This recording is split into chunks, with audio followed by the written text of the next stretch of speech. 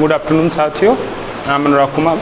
साथियों, आपके पिछली क्लासेस में हमने रासायनिक अभिक्रिया की कोटि के बारे में पढ़ा था।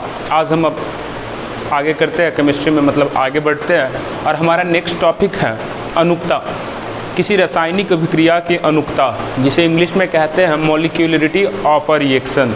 साथियों, आइए समझने का प्रयास करते हैं कि ये अनुकता होती क्या है और किसी रासायनिक अभिक्रिया में इसे निकालते कैसे हैं।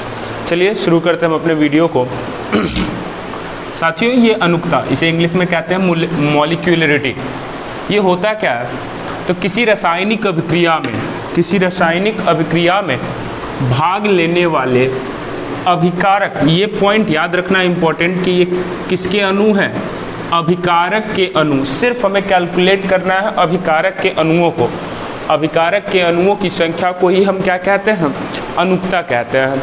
तो कोई भी रासायनिक अभिक्रिया अगर हो रही है तो उस रासायनिक अभिक्रिया में जो भी हमारा रिएक्टेंट का मॉलिक्यूल्स है, तो उस मॉलिक्यूल्स के नंबर को, मतलब 2 मॉलिक्यूल्स भाग ले रहे हैं रिएक्टेंट के या फिर 3 मॉलिक्यूल्स भाग ले रहे हैं, उसके जो नंबर होंगे उस नंबर को हम कहते हैं मॉलिक्यूलरिटी, अनुकता कहते हैं।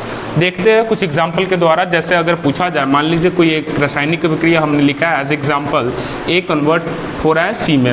अगर हमें पूछा जाए कि इस रासायनिक अभिक्रिया में जहाँ ए कन्वर्ट हो रहा है, ए रिएक्टेंट है और सी आपका प्रोडक्ट है, मतलब यही आपका अभिकारक है और एरोहेड के उधर जो रहेगा राइट हैंड साइड में वो आपका प्रतिफल है।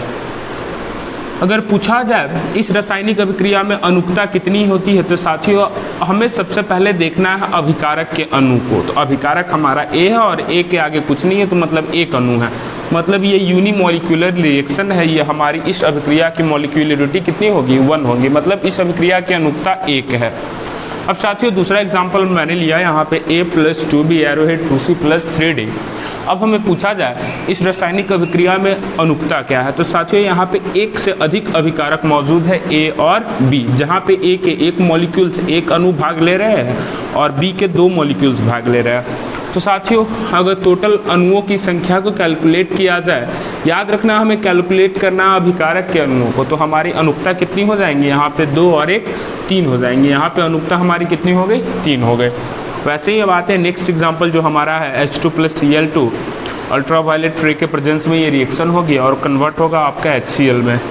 ये यहाँ पे अनुकता अगर पूछी जाए तो 1 और 1 2 अणु, मतलब इसके आगे देखना है कि H2 का एक अणु, हाइड्रोजन का एक अणु और क्लोरीन गैस के एक अणु, तो आपका HCl का फॉर्मेशन 2 अणु का फॉर्मेशन होता है। तो अनुकता यहाँ पे 2 है। वैसे ही एक और एग्जाम्पल की हम बातें करें तो चलिए नेक्स्ट एग्जाम्पल हम सपोज करते हैं, मतलब हमारा रिएक्शन है NO+ ओजोन की अभिक्रिया है NO के साथ, तो हमारा बनता है नाइट्रोजन डाइऑक्साइड और ऑक्सीजन गैस रिलीज होती है। अगर पूछा जाए इस अभिक्रिया में अनुकता क्या होगी, या आप उसे कमेंट करके बताइए कि इस रिएक्शन की अनुकता क्या होगी। अब साथियों अब हम आगे पढ़ेंगे रासायनिक अभिक्रिया के प्रकार on the basis of molecularity, मतलब अनुकता के आधार पर किसी रासायनिक अभिक्रिया को कितने भागों में बांटा जाता है, अब हम उसके बारे में पढ़ेंगे। चलिए थैंक यू, आज के लिए धन्यवाद।